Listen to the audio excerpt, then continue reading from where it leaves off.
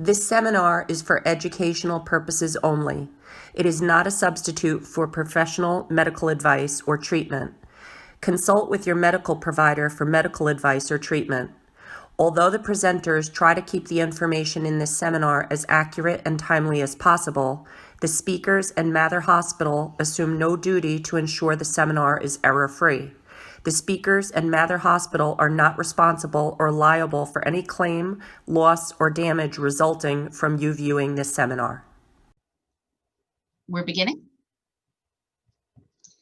Good afternoon, everyone, and thank you for joining us today for our HealthyU webinar on senior housing options.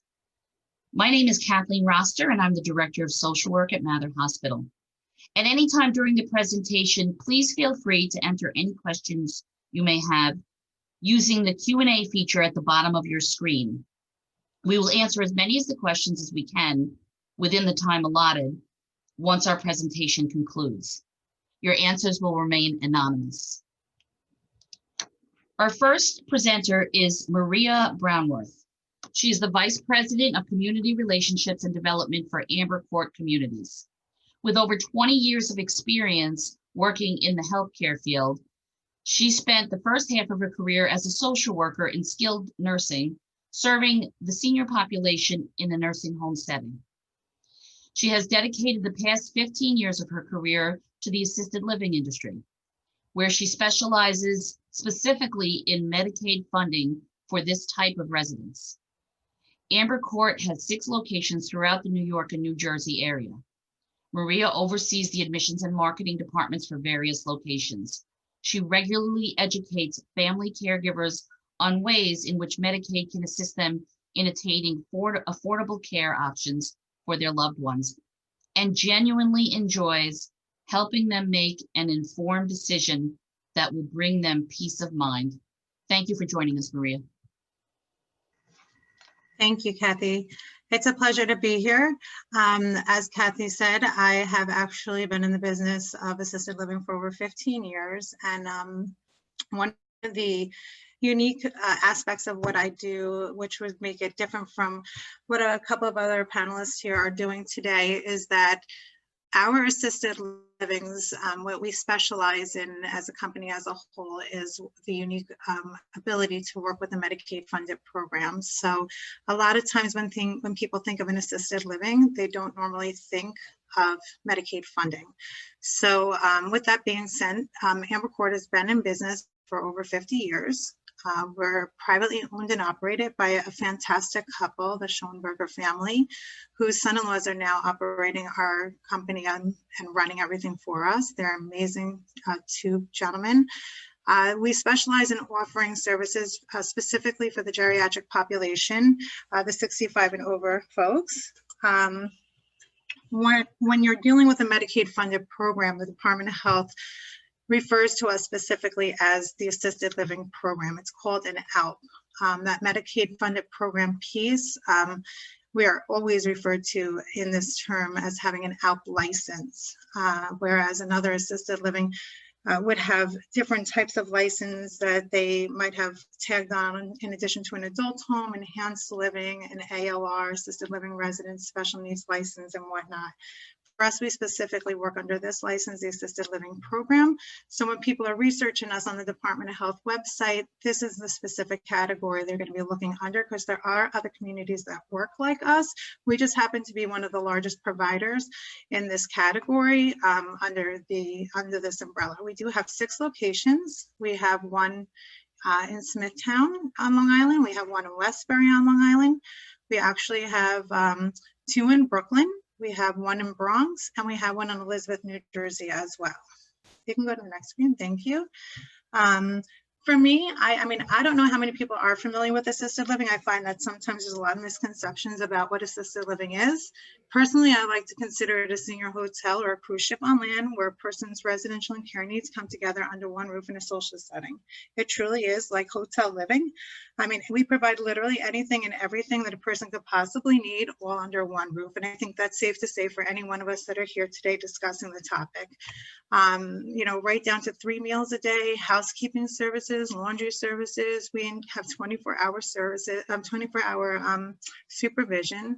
In addition to that, we also offer recreational activities, restaurant-style meals. People can come down, they can have meals served to them by waiters and waitresses from a menu that we provide. In addition to that, we have medical coordination, medication services, case management, and we do provide a full service of assistance with daily living. So that can include anything with showering, bathing, anything under that category. Each one of our locations offers a variety of floor plans. I know a lot of people, especially for me, when they are looking at us as a Medicaid assisted living, they often have this idea that, well, what are the rooms going to look like? Depending on our community, we do offer a variety of different types of setting, different layouts. We have shared rooms. We do have some semi-private rooms, or what we also refer to as our friendship suite, where it's 2 separate bedrooms with a shared common area. We have the private rooms as well. We even have some studio apartments and shared apartments in New Jersey. This setup is a little bit different because their Medicaid system is a little bit different than ours.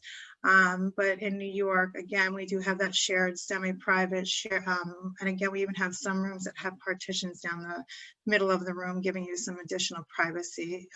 The idea of having the different layouts in each room is to make sure that we have something available to meet each person's budget. Not everybody walking through the door has the ability to afford a private room. So if we go to the next slide for 1 second, I'm just going to say that the reason for that, as you can see right underneath that top thing, it says, because for when you're utilizing the Medicaid funded program, Medicaid's actually assisting with the cost of the care. So Medicaid will cover anything care related, where in terms of the rent, the room and board, that's going to come from a person utilizing their Social Security income, their pension, or their supplemental, any type of government program that we can utilize to help a person get to where they need to be able to afford to live with us. We're going to be there to assist them and using Medicaid to offset the other additional costs. So under the Medicaid funded program, we can offer daily supervision assistance with bathing, clothing selection, dressing, rooming by an aide, intermittent supervision with assistance in eating, transferring, ambulating, mobility with or without advice. It can also include 2 to 4 hour toileting schedules, and we do manage people's incontinence. Now, if a person's not on the Medicaid funded program, our focus is always to offer affordable options. So we do have all-inclusive care packages that make this still an option for somebody to be able to say, I still need all these services, but I can still afford to be able to come to Amber Court, pay those services privately until that option is no longer available, and then I can transition into the Medicaid funded program. So again, what is an ALP? It's an assisted living program, something that we're offered here very fortunately in New York State. It pretty much serves people who are medically eligible. They can be eligible for a nursing home. They may very well qualify for nursing home level of care, but we're doing it in a less medically intense setting at a lower cost. The ALP license allows us to extend our services beyond that of a traditional assisted living. Some assisted livings, again, may have an enhanced license that does allow them to provide higher levels of services, but with our ALP license, we are also allowed to provide a much higher level of care than some of the ordinary assisted livings. Many times you'll find a place that may not allow wheelchairs, or they may require that if a person's in a wheelchair, they're required to do certain things. A person can come to our community utilizing a wheelchair. They may not necessarily be able to be what we consider chair fast, but we will allow them to utilize that wheelchair for long distances as long as they're able to transfer with the assistance of our staff and maybe take a couple of short steps with us in a safe and safely transferring with their walker while somebody's helping them. We don't have any particular requirements about that. I think the important part is to understand the ALP the ALP program specifically works with the community-based Medicaid. I think that's one of the things that people ask all the time, because when they think of Medicaid, they automatically think chronic care Medicaid, 5-year look back, we're not going to qualify either way. They start to question how hard is that process going to be. The process is becoming a little bit more difficult. They are starting to implement a 2.5-year look back. That is something that they are looking to push right after we just got an additional extension from the Department of Health, because of COVID, it looks like they're trying to push it back to April, but the look back period is going to start to go back to this past October, and it will begin to be a 2.5-year look back. But as of right now, we are still, they are still accepting applications with only 3 months worth of bank statements. So there is a very short look back period. So it's the same exact community-based Medicaid that people are using to get home care services in their home. Huge point to keep in mind, because this process is generally a lot quicker, a lot easier, and a lot less stressful on a family who's trying to apply. I think that the idea behind a lot of what we're doing today, and I know that Julie and Alyssa are also going to be speaking about this as well, I think that the most concerning part about what people are going through today is moving my loved one into an assisted living community, or myself into an assisted living community, and out of my home or out of the safe environment I'm currently in during this time of a pandemic. You know, what measures are in place, or am I potentially putting them in place where they're at a higher risk?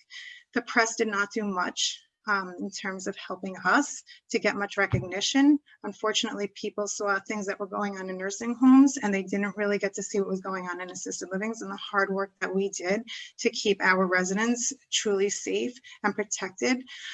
So I think that this gives us a moment to just say that the residents within our community have been everyone's #1 priority.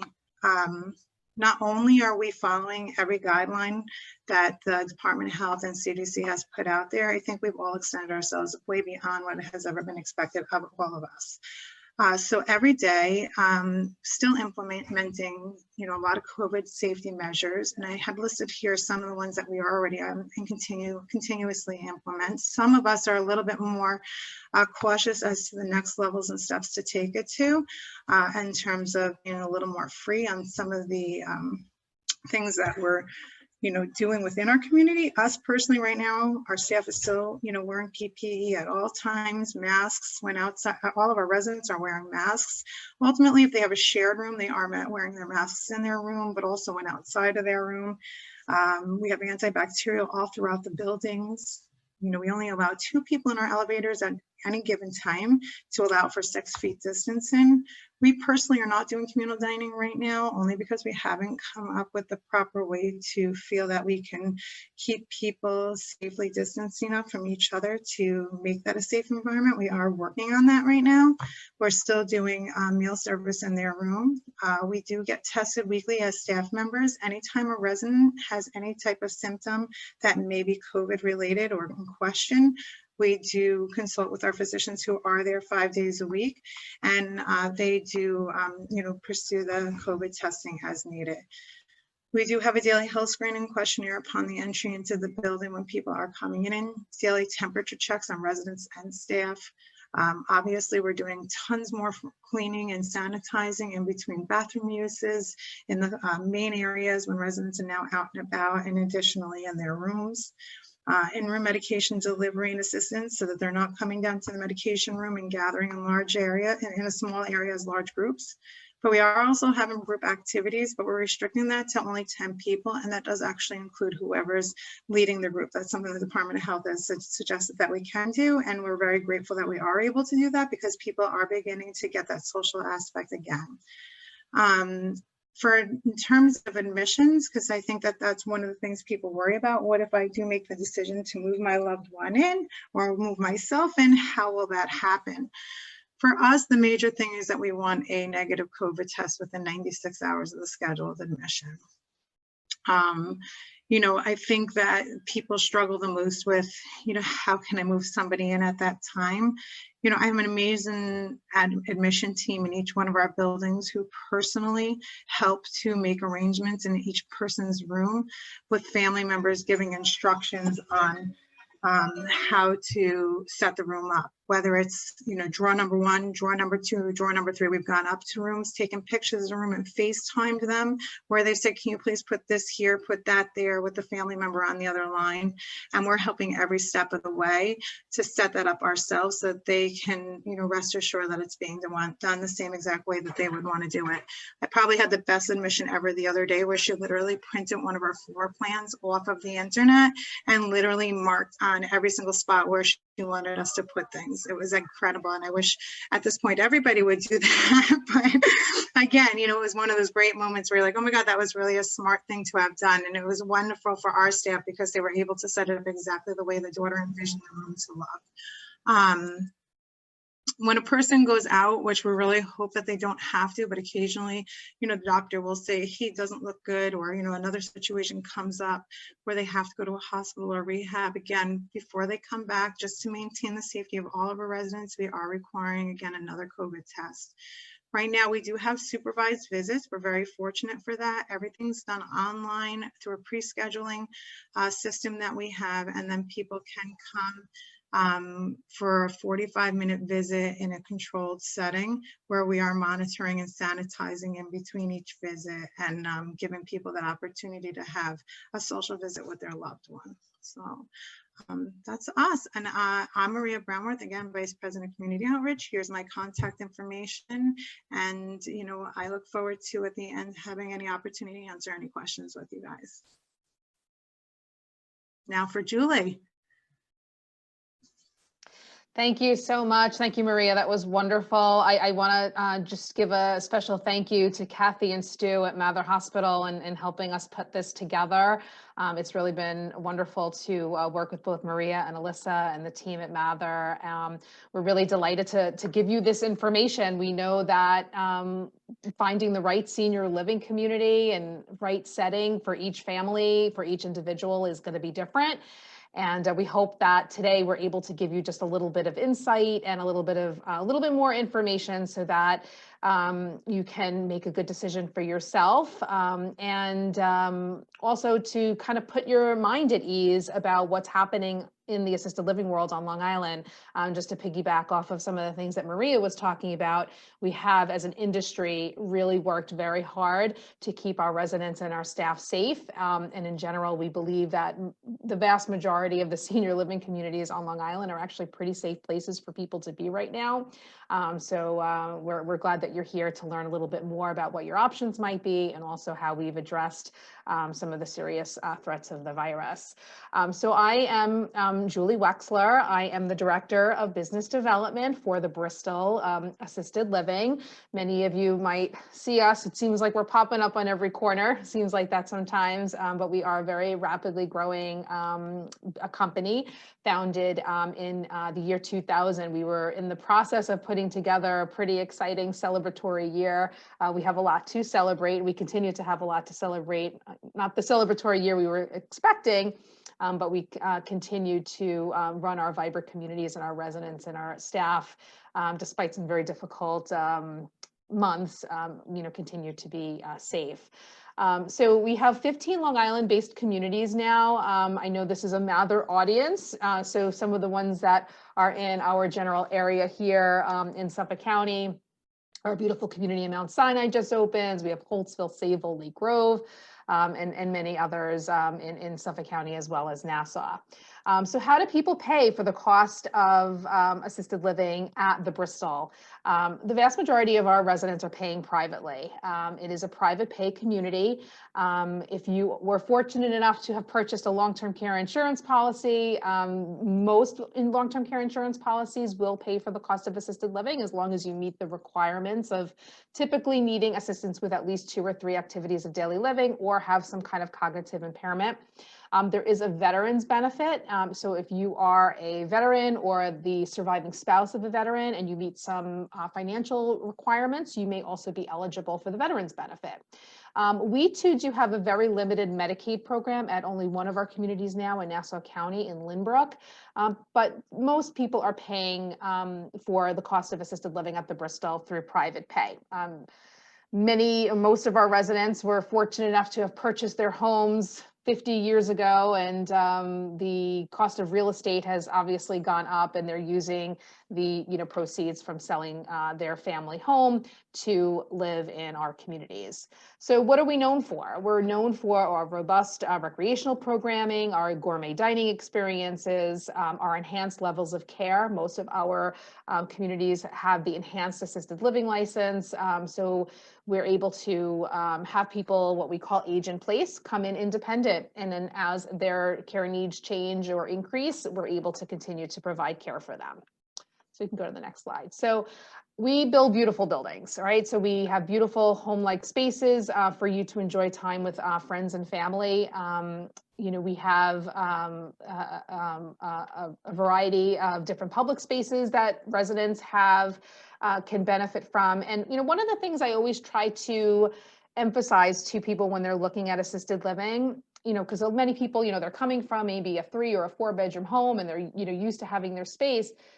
This is not a real estate transaction. You have to remember there's always going to be some level of downsizing for your personal space, but you can't think of the apartment that you're going to be moving into that's all that you have. Remember, you have the dining room, you have the library, you have the cinema. Those are all the spaces that you're going to be able to utilize throughout our buildings. And just to show you what some of our other common spaces are, we have bistros. Of course, we have the hair salon, computer rooms, fitness centers. So it's like Maria was saying, it really is like a cruise ship on land.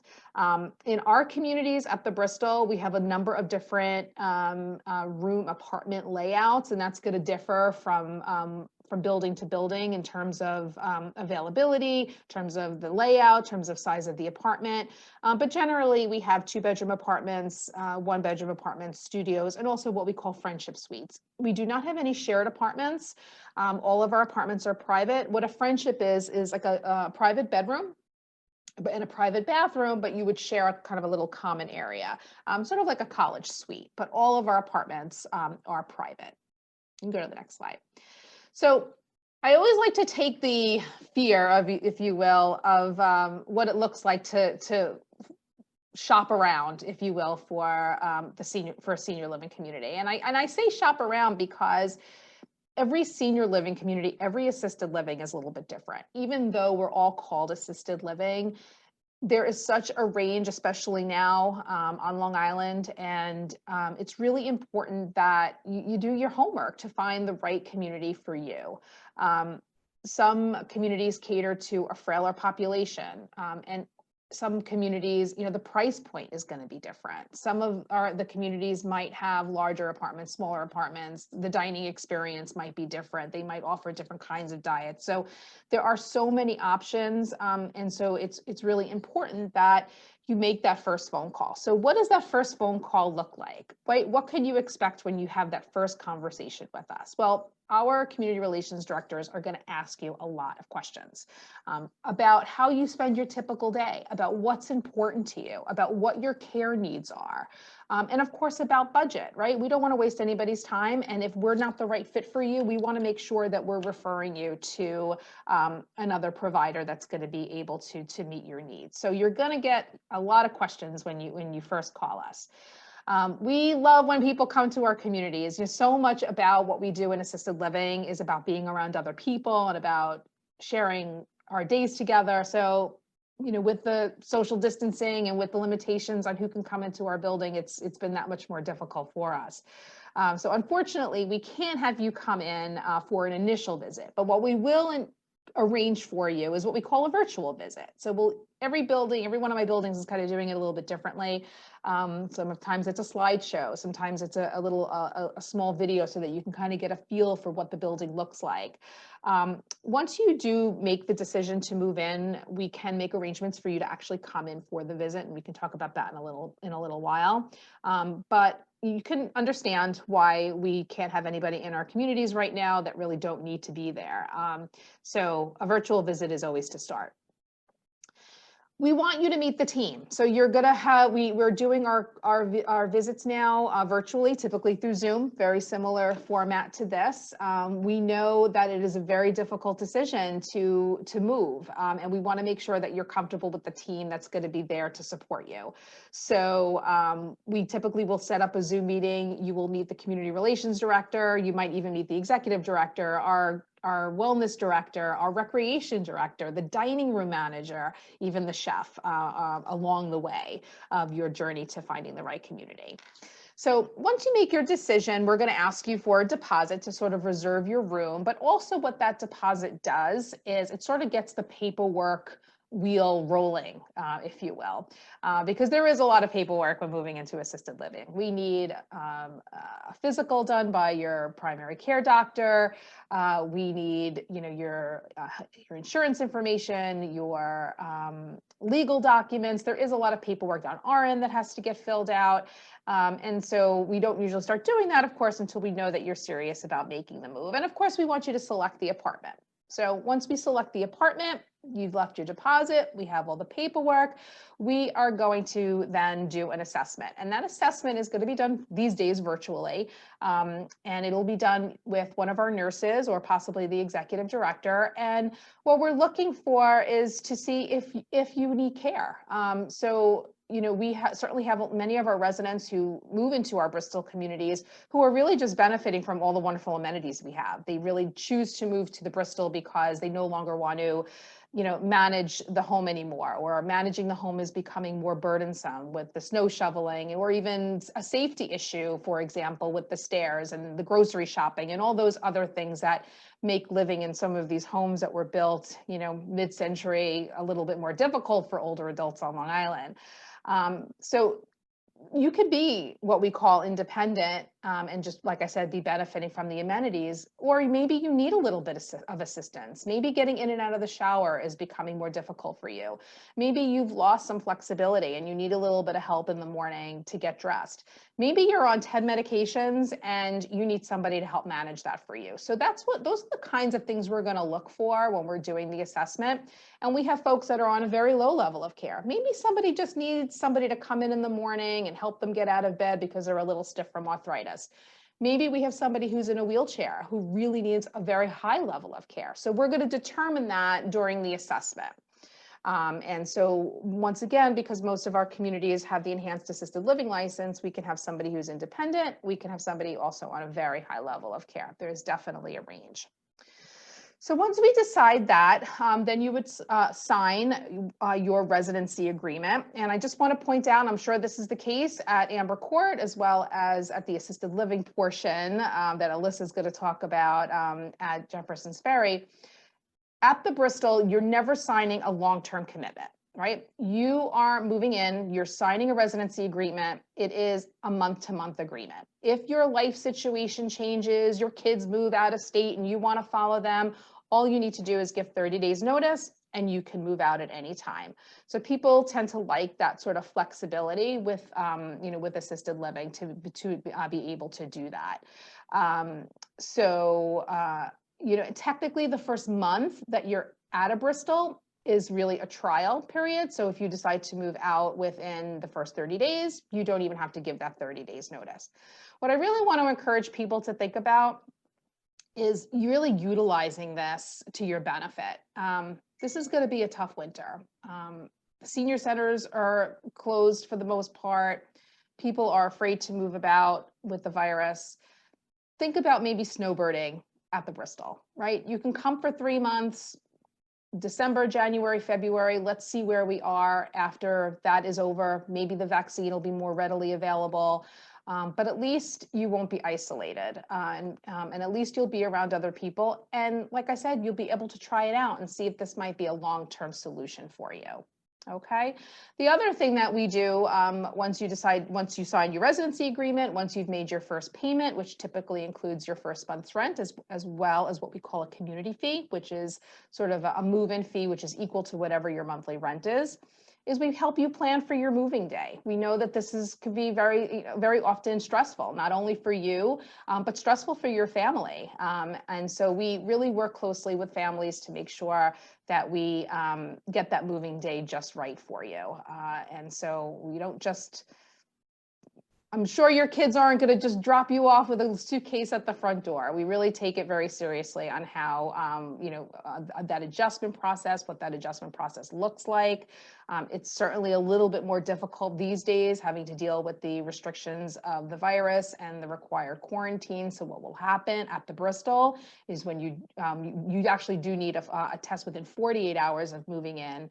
And then you actually are quarantined for 5 days. And basically what that means is you need to stay in your apartment, but you still get your meals delivered. Staff will still come to visit you. You just can't move about the building. On day 5, we retest you. So you're getting a test 48 hours before moving in. You're getting tested again 5 days afterwards. As long as that test is negative, which usually takes about 2 days to get the results back from that one, you're free to move about the community.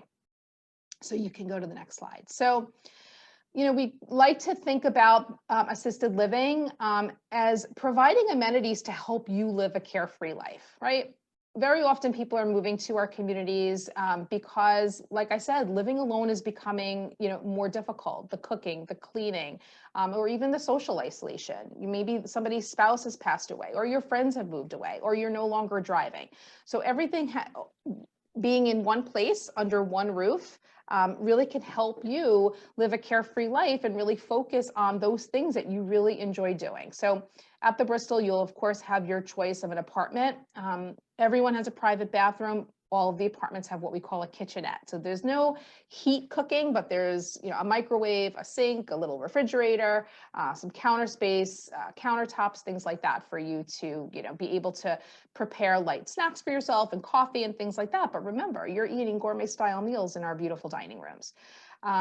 The utilities are all included. You don't have to worry about running out of oil. You don't have to worry about paying that electric bill. All that is going to be included in your monthly rent. Of course, 3 delicious meals in our dining rooms, daily housekeeping and laundry. The other thing that we're able to provide for you is an emergency response system in every apartment. So, I've fallen and I can't get up. Well, we give you one of those pendants. That's included in the monthly rent. So if you're anywhere on our property and you're not feeling well or you fall somewhere, all you need to do is press that pendant and a staff person is going to be there immediately. We also have emergency pull cords next to your bed. So peace of mind. You wake up in the middle of the night and you're just not feeling good. A pull of the cord is going to get somebody there within minutes. That's invaluable, not only for you, but for your family members who might be worried about you. Of course, maintenance of the individual apartment. Something's broken, your refrigerator's making a funny noise, just call the front desk. Someone's going to come up and fix it for you. We have staff in our building 24/7. There is always somebody at that front desk. Most of our buildings even have a nurse or a licensed practical nurse in the building 24/7. Of course, customized care plans, going back to what we talked about before. And do you need any kind of personal care assistance, medication management? Are you getting a little bit forgetful? Or do you need reminders? Or maybe the building is a little confusing for you when you first get there. So we're going to escort you from the dining room to the next activity so that until you get more comfortable. We also have visiting physicians and other healthcare providers in our building. So you're certainly welcome to continue to use your own doctors out in the community. If you like your doctor, you can continue to use that doctor. But for your convenience, we do have private physicians that have office hours in all of our buildings.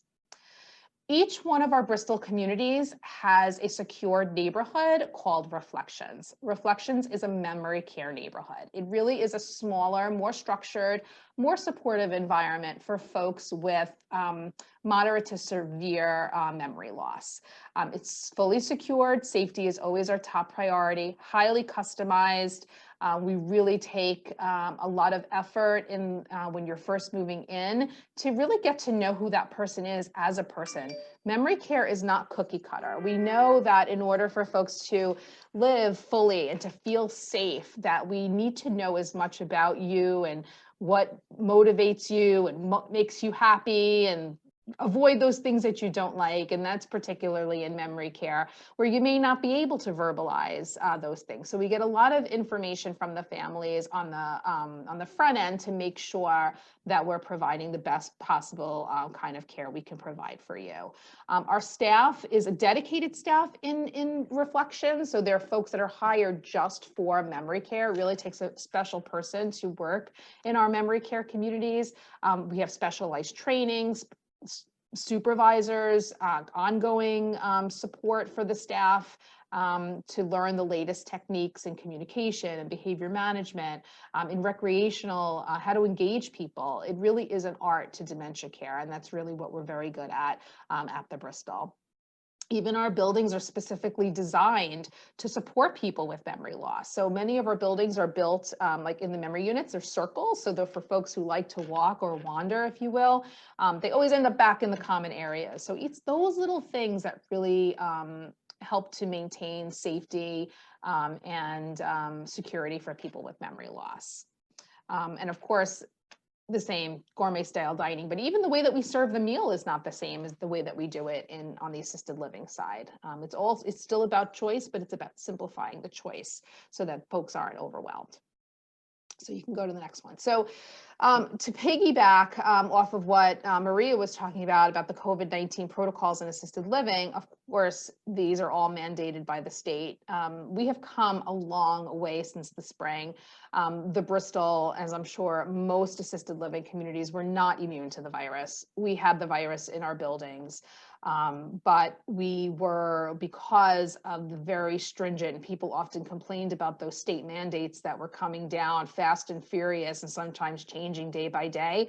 The fact of the matter is they work. Our buildings are virus-free for the most part right now because of staff and resident testing, because of masking and social distancing. We have instituted our dining again. It doesn't look like it did in the past with 4 people to a table and a full dining room. We have more varied meal times. It's 2 people to a table, and we have plexiglass dividers.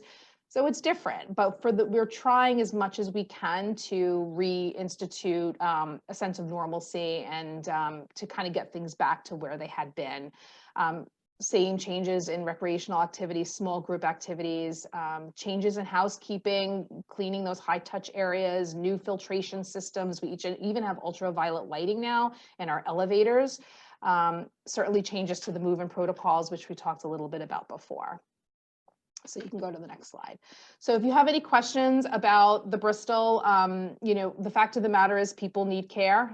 We know that the Bristol is, and most of the assisted living communities on Long Island are pretty safe places for people to be right now. And we just really encourage you to continue your search and to give us a call. And, if you have any questions or concerns, you're always welcome to call me. So I appreciate that. Thank you. Thank you so much, Julie. Thank you so much. Our next presenter is Alyssa Gargon. She's the Vice President of Sales and Marketing. Ms. Gargon oversees and manages the sales, marketing, and public relations efforts at Jefferson Ferry. Ms. Gargon joined Jefferson Ferry in 2010 and held the role of retirement lifestyle counselor. During that time, Ms. Gargon counseled prospective residents in navigating their retirement options. Prior to joining Jefferson Ferry, Ms. Gargon worked for Concern for Independent Living, where her focus was on property management. While there, she specialized in the oversight and operations of numerous housing options. This position served as the gateway to her work in the nonprofit sector. Thank you for joining us, Alyssa.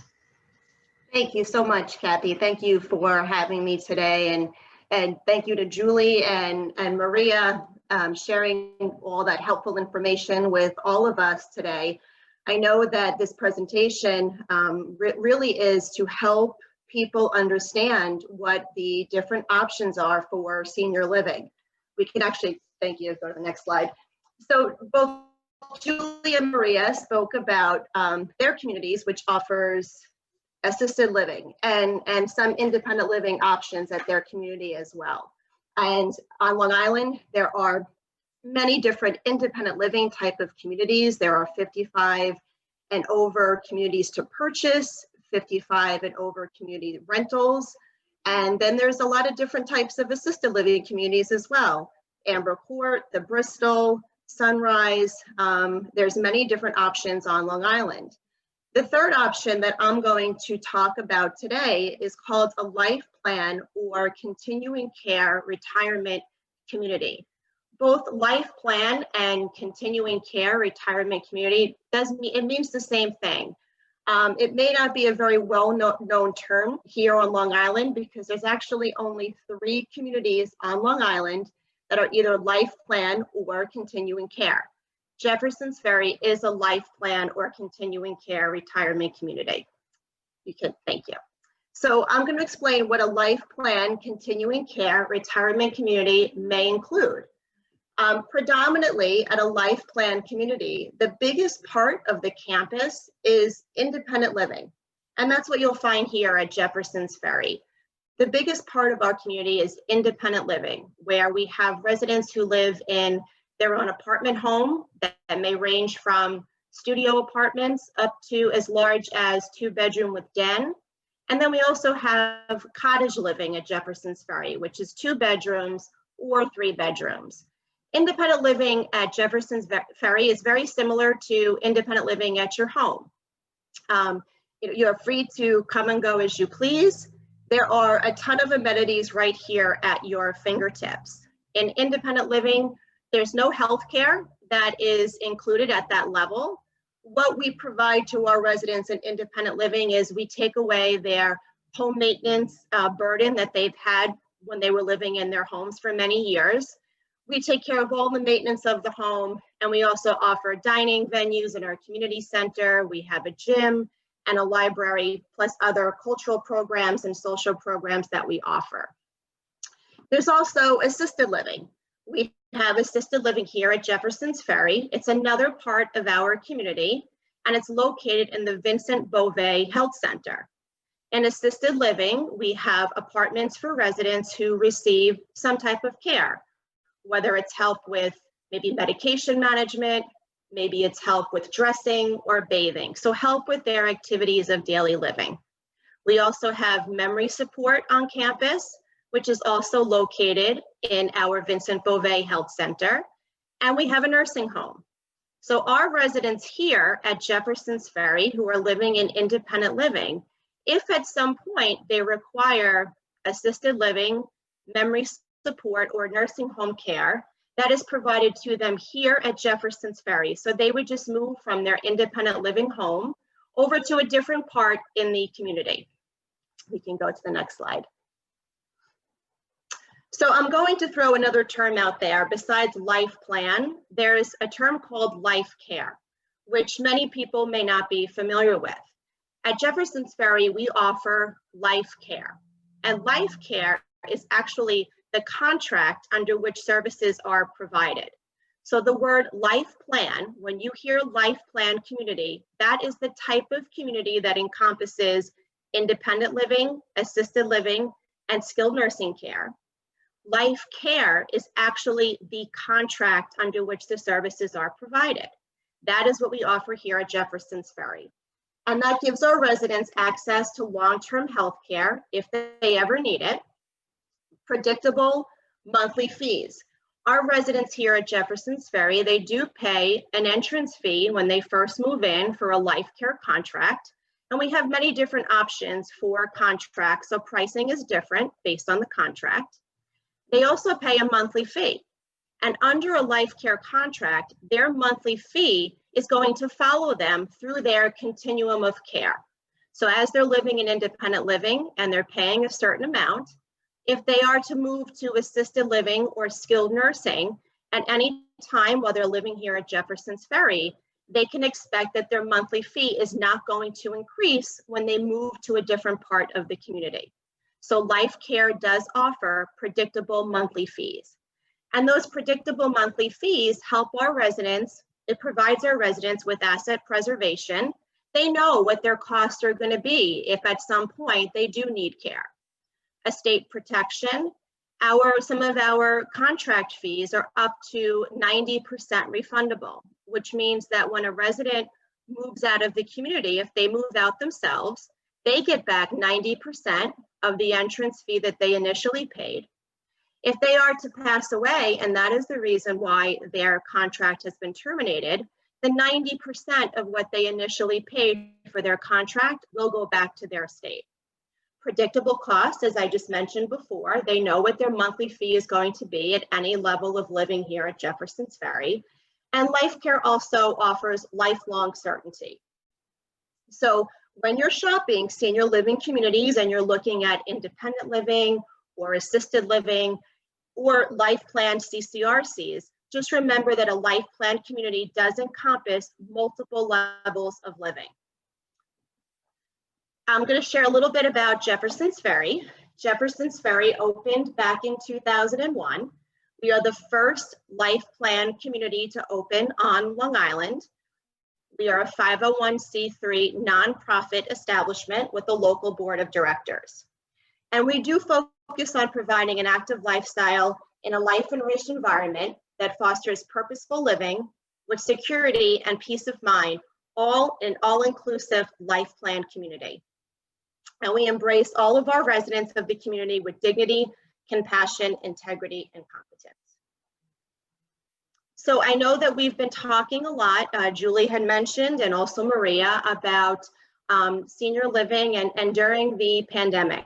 So I'd like to share with you how Jefferson's Ferry has managed the COVID-19 pandemic. We also continue to follow the guidance from New York State Department of Health and CDC. I'm going to talk mostly about our independent living part of the community and how the COVID-19 pandemic has been handled. We have followed and often exceed rigorous infection control protocols. We already had our infection control protocols in place prior to COVID-19, but with the pandemic, we have, of course, have exceeded those infection control protocols. We have expanded them.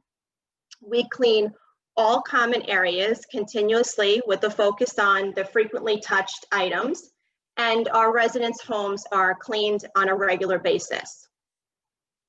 When the pandemic first began, when we first experienced the pandemic, we did close a good portion of our community center. And we did that because we wanted to make sure that our residents were safe.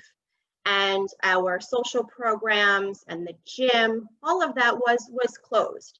What we were able to offer is we had a cafe, which we still do, that did remain open. It remained open for all meals, and residents were able to come down to the cafe and pick up their meals, take it to go if they like. If they weren't comfortable with that, then we would deliver the food to them. The events were canceled. In lieu of our in-person events, what we decided to do was stream our entertainment and fitness classes directly into our residents' homes. So we have an in-house channel here at Jefferson's Ferry, and it's in all of the apartments and all of the cottage homes. So since we were not able to offer these in-person classes at that time, we decided let's bring that to our residents still, but just in a different way. So we offered our fitness classes through this channel. We offered a lot of our community events through this channel as well. So to keep our residents engaged and still connected to each other. At the onset of the pandemic, we did restrict our visitors. We were not allowing visitors to the community. Just essential personnel were allowed to come to the community at that time. However, our independent living residents, they were able to leave the community. I know there's been some confusion that if you move to a community during this pandemic, that you are not allowed to leave. Here at Jefferson's Ferry, our independent living residents were not restricted. They were able to leave their apartments or their cottages. One great thing that we opened back in late March was the Ferry Mart. So we actually turned our Creative Arts Center into a food store. We had paper goods and milk and eggs delivered to Jefferson's Ferry. And instead of our residents having to leave to go to the food store, we would have them just call a number. It was one of our staff members. They would put their order in, and then we would deliver it directly to their apartment. And that was very helpful for our residents. So now over the past several months, we have started to reopen the community. So we're gradually reopening the independent living common areas, including our dining venues. In the beginning, we did close our dining venues for in-person seating, but they are now open. We have opened our pool and our fitness center. There is certain limitations that apply, so you have to sign up for certain things here. Face coverings are required by all while on Jefferson's Ferry property, and reservations are required to dining venues and social programs. We have accommodated move-ins to our independent living residents on campus during this time, and visitors now are permitted to come to independent living. So there is a process in place that they do have to make a reservation, but we are allowing visitors into our independent living part of the community. One great thing we just recently did was to help with space is we converted one of our apartment homes here in independent living to a fitness area. So this allows our residents another fitness location so that we continue to have fitness classes and everybody is able to safely social distance. Well, thank you so much for joining us today. I hope you found the presentation to be very helpful. I know there are a lot of options out there, and the best thing to do is to call the community that you're thinking of and speak to someone like Maria, myself, or to Julie, and we can certainly help answer any of your questions. Thank you very much.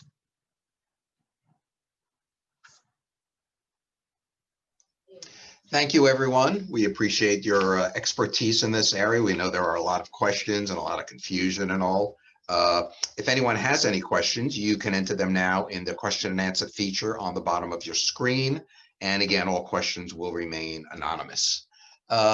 We have one question here. If you could explain again what is meant by enhanced level of care certification. That could be anything. Yeah, sure. I'll take that. So there's different licensing. When we hear the term assisted living, there's different licensing for assisted living under the New York State Department of Health.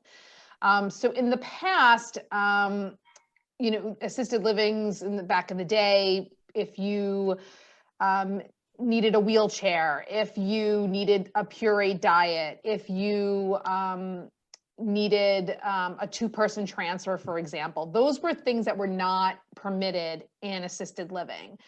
So the state really wanted to try to keep people in assisted living as long as possible. And so they changed the licensing to what's called the Enhanced Assisted Living License, which enables assisted living communities to provide these sort of enhanced care services. So some assisted livings have them, some of them don't. Most Bristol communities, for example, have them. Some of our older communities don't. They're in the process of converting. So, that's certainly something that's important to ask. It might not be, those services might not be needed right now, but we don't know what's going to happen 2 years, 5 years, 10 years. And so it's important that, you know what the community is going to be able to offer you in the future if your care needs change. Okay, another question is typically how long is the process to move into one of these communities, especially if you're also involved with selling a home in the process? Well, I think, right. I mean, any one of us will probably say something different. I think the question is whether or not selling the home is going to impact the financial aspect. And how they plan on utilizing the profits from the home sale.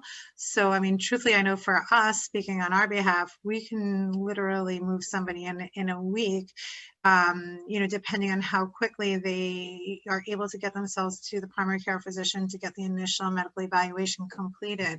We try to be as accommodating with families and, even with discharge planners who are in a situation where immediate placement is sometimes the most important part of the actual admission for some circumstances. In this situation, if somebody's in the process of selling a home, we have a 30-day window a lot of times if somebody has already begun the process. But again, it depends on the availability and during the time that we're just having this discussion. But I think that, Julie and Alyssa want to chime in. So minimally, it's going to be that 48 hours because we need a TB test and we need a negative COVID test. And then we have those folks that need to sell the home. So exactly what Maria was saying, in order to be able to afford to live in assisted living. I typically advise families that if you can, to move first and then deal with selling the house. Bring the things to the community that are going to be important to you, those pieces of furniture, your artwork, pictures of the grandkids, and then deal with the house afterwards.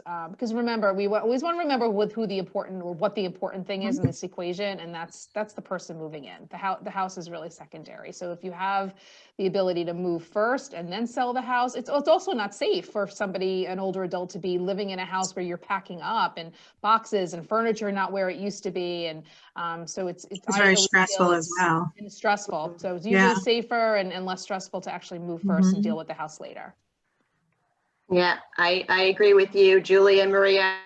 It's a little different here at Jefferson's Ferry with independent living. It's not really an immediate need to move to the independent living part of the community. So many of our residents, just as the same with Julie and Maria, have lived in their home for 30, 40, 50 years. They have a lot of stuff, a lot of things to go through, a lot to pack. So we understand that. We know that, when we call them and say, yeah, we have the apartment that you're looking for ready to move in, that they're not going to be moving in necessarily tomorrow. They're gonna need the time to go through their things and hire the realtor and hire the mover, which we will help them with all of that.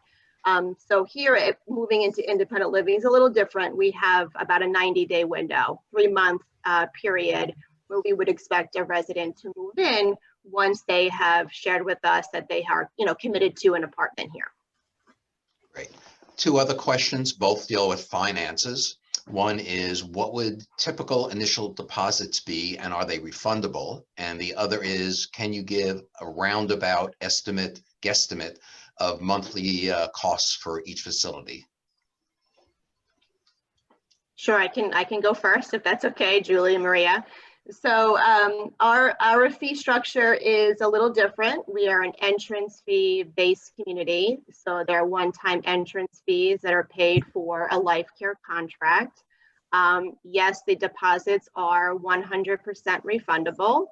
And we have different contract types here for each style residence. And we have 8 different style residences at this time. We are also expanding here at Jefferson's Ferry. We are adding about 60 apartment homes to independent living. So I'm going to give you a pretty big range of what the pricing is. We start our monthly fees in independent living. They can start from roughly $3,000 per month, and they can go up to our largest style residence, which is about $9,000 a month for 2 people.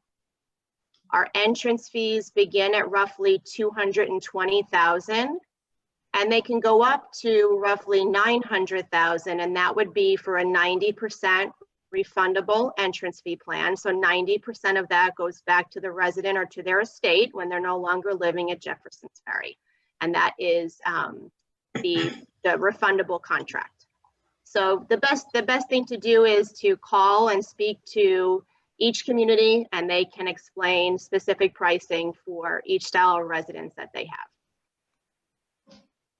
So at the Bristol, the initial deposit is only $1,500. Like I said, that sort of is your good faith deposit, so that we know that you're serious about moving forward and kind of gets the paperwork ball rolling. Our apartments will vary depending on the size of the apartment, also depending on the community.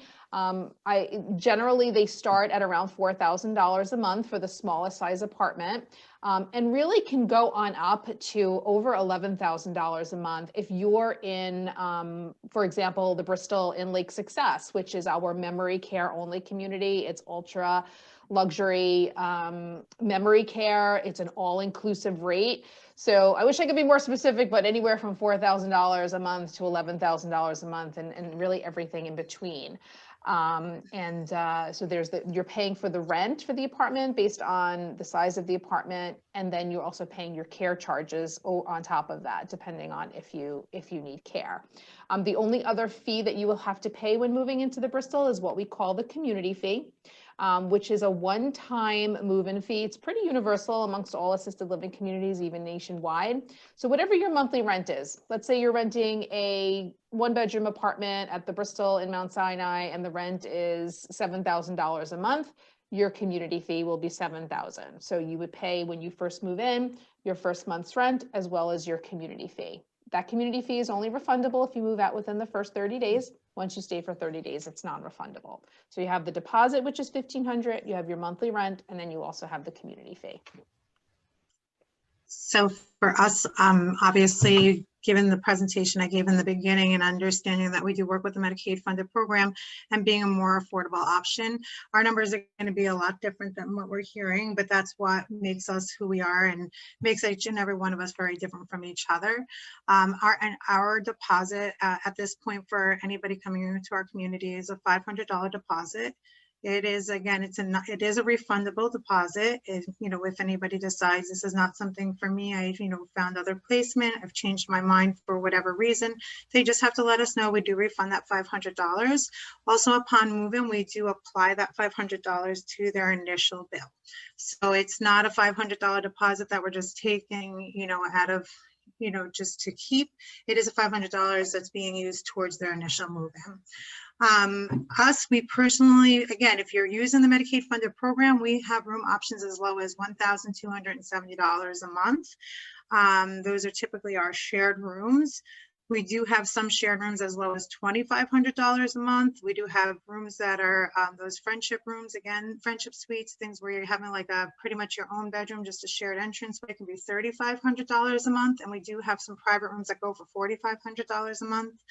Our care fees, if you're not on Medicaid, again, if you're on Medicaid, Medicaid's going to pay for those care fees, so we're not going to have to worry about paying for that. But if you're not on Medicaid, you're looking at an additional $2,100 to $2,400 a month, possibly in some of our communities. That's usually about the max amount.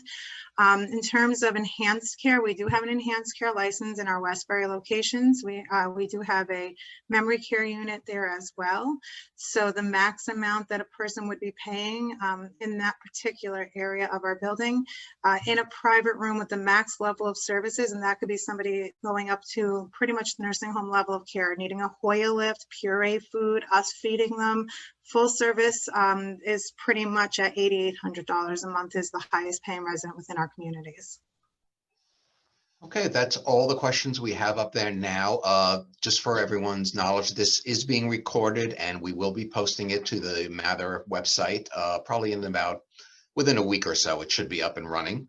If you have any questions after this that you didn't think of, you could email us at matherhospital@northwell.edu and we'll direct your questions to the panelists. Just wanted to thank Julie, Alyssa, Maria, and Kathy for participating.